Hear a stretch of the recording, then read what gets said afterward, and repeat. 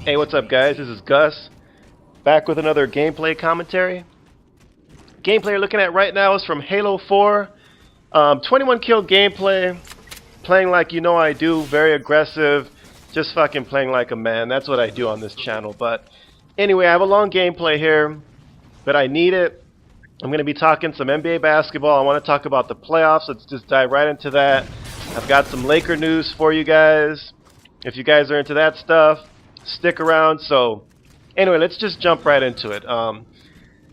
Eastern and Western Conference Finals. I'm going to go ahead and wrap it up for you now because I've seen a couple of games. I know how it's going to go. I don't think I'm going to be doing a commentary next week unless they wrap up the series. I'll be doing one for the finals if necessary. But in my opinion, I can predict the winner right now. It's done. Let's start off with Spurs and Grizzlies. Good series, both good teams. I don't want to take anything away from either the Spurs or the Grizzlies. Spurs kicked their ass in Game 1. Game 2, they did what they have to do. And Game 2 is more of an indication of how the Spurs play. They stick within their system. They do what they got to do. And they beat you. They might not win every time, but they're going to stick with their system, stick with their veterans, and pretty much win. Now, I predicted the Grizzlies would take it just because the Grizzlies were hot. I thought they beat better teams. But it's just, the Spurs are hitting their stride right now, people. I mean, they're just doing what they have to do, playing really well. So we'll see if it holds up. I think it will. I don't think the Grizzlies are going to get swept. I think they will win a couple of games in this series. But the Spurs are just playing really good, plain and simple. And they deserve their victories. It's not like the refs are having anything to do with these games. I like the way the refs has kind of stayed in the background, have not been pretty much deciding the game. But that's the way that series is going to go. Now let's talk about Pacers and Heat. Pretty much to wrap it up, and I know a lot of you guys are going to be, you know, disagreeing with this shit, but the Miami Heat are going to win this series again, like I predicted. But let me tell you how it's going to go. First of all, the Pacers blew their opportunity last night. That was a big loss. They choked on LeBron's layup, and that wasn't a great game-winning shot. That was just plain old bad defense. I mean, that was a wide-open layup. I had no idea what kind of defense that was. I mean, you want to make him make a jump shot on that point of the game. If he makes a jump shot over you, fine. He's just a better player. But when you leave someone that wide open for an uncontested layup, you're pretty much not even giving your team a chance. So anyway, horrible first loss, plain and simple. But this is the way the rest of the series is going to go. Indiana's not going to get swept. They're probably going to win 1 or 2 in their home. But that's going to be it.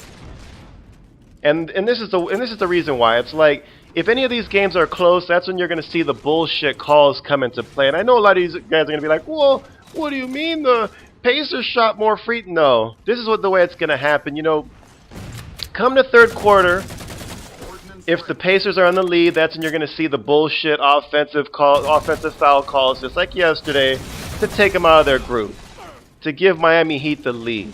You know, it's not going to be anything obvious because they don't need to. Miami's a good team. But if they need that little push, if they need that little cushion, expect the refs to make the calls. You know, it's just, I believe it was, 2006 when Dwayne Wade won his first NBA title. It won't be that obvious where they're just calling everything, all the bullshit calls to get them to the free throw line. It won't be that obvious because, again, they have LeBron James. They do have talent on that team. But if they do need that extra cushion, that extra push to get them over the top, expect a lot of that. So that series is pretty much going to be bullshit. I'm sure the Heat bandwagon fans are going to enjoy their victory. But hey, you know what? That's just the way it is. So expect Heat and Spurs in the finals. I'll do a little commentary once they actually make it there. But I expect them totally make the finals very soon. But we'll cross that bridge when we get to it. Let's get into more NBA news. Now, there's been a lot of talk this week about Dwight Howard, this and that. Oh, you know, he might be going to Houston. You know what? I'm a Laker fan, and I'm a real Laker fan. That's the thing. A lot of people like to say bandwagon Laker fans. Really? Who the fuck would jump on the Laker bandwagon now with them getting their ass kicked? So first of all, if you're going to call someone a bandwagon fan, at least know what the fuck you're talking about. Because the whole point of being a bandwagon fan, for example, a Miami Heat fan, those stands were empty for the longest time till they did that illegal bullshit to get LeBron and Chris Bosh and Dwayne Wade. That shit was fucking already orchestrated when those guys were with other teams. So let's just call it what it is. It was bullshit. The Heat should have been fucking called on that shit, but they weren't. I mean, you cannot negotiate with other teams when you're already in a contract playing for another team. And that's exactly what they did. I mean, let's call it what it is. They did that. I mean, what? Fucking Pat Riley was clearing all that fucking cap space just for the hell of it. He knew what was coming up. And he knew who he was going to get. So he did what he had to do illegally against the NBA rules. Plain and simple. But back to the whole Dwight Howard business. Look, me personally, I don't give a shit if he stays or if he goes. Because the thing is, he's not a superstar. He's a good player. I'm not saying because how he played last year. I understand he was hurt. I understand that he played with back issues, and that is difficult. But what I'm judging it on is his character, his leadership skills. And what I saw last year, he's not a leader. He is not a leader. He's not going to make your team, a championship team by being the number one guy. He's not Shaquille O'Neal. When Shaquille O'Neal came to LA, they were instantly a great team. Now, they didn't get over to the top till they got Phil Jackson, so on and so forth. But Shaq was always the best player on the court. Dwight Howard will never be that guy. I mean, he might be, someone that's going to get a shitload of rebounds, this and that. But at the end of the day, he's not going to be a go-to scorer that, when you need points, he's not going to be that guy. He just doesn't have that kind of skill level. And his leadership is horrible. Always complaining about shots when he's not even an offensive guy. Always, worrying about what his teammates are doing. It's like he should have been a fucking lockdown defender last year when he started getting more healthy, and he really wasn't that. He put up a bunch of empty stats that didn't take the Lakers over the top. So you know what? If he wants to go to Houston, then fuck him. That's the thing. It takes a special kind of player to be a winner playing for the Lakers. Because you're going to have that stress. You're going to have that pressure. And if you can't handle it, then he needs to step aside and go to some fairy tale land like Dallas, which he's not going to win at either. I mean, let's get serious here, people. I mean, the only reason why Oklahoma City isn't playing right now is because Russell Westbrook was hurt. Plain and simple, the only reason why. And Oklahoma City is going to be the team of the Western Conference for the next 4 or 5 years.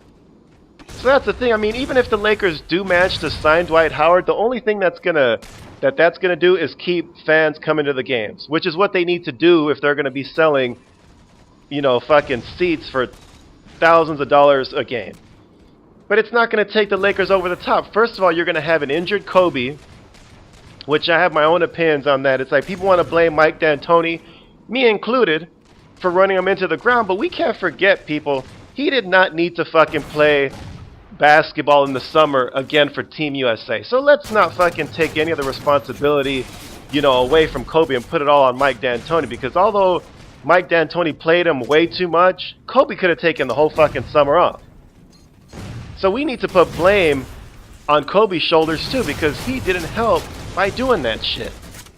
He should have relaxed. At his age, he needs to take the summer off. The same with Pau Gasol. He was injured pretty much the entire year. But again, why the fuck are you going to play basketball in the summer when you should be resting your body as an older player? So we need to understand this, people. I'm not saying that I wouldn't want Phil Jackson as coach.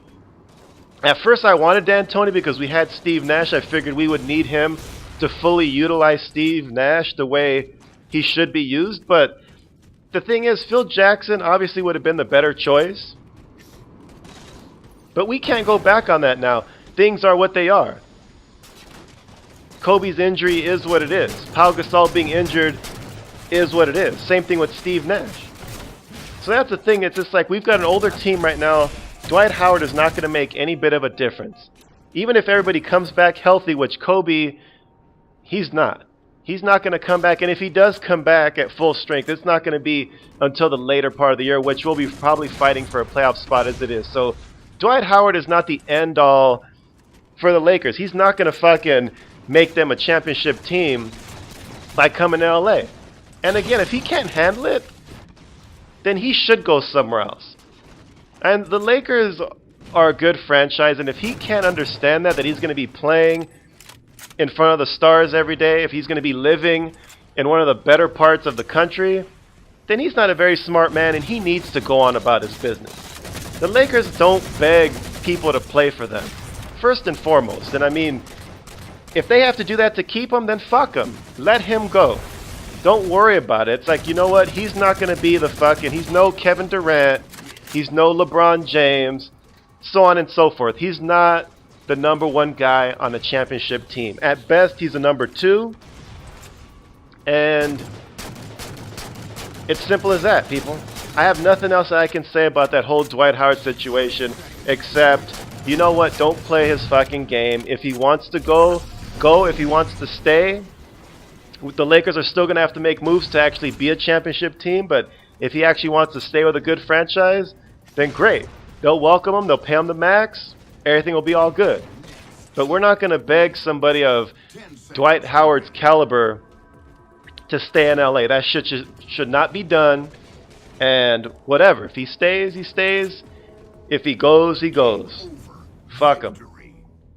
This is GusCunnilin, playoff basketball talk, and I'm out.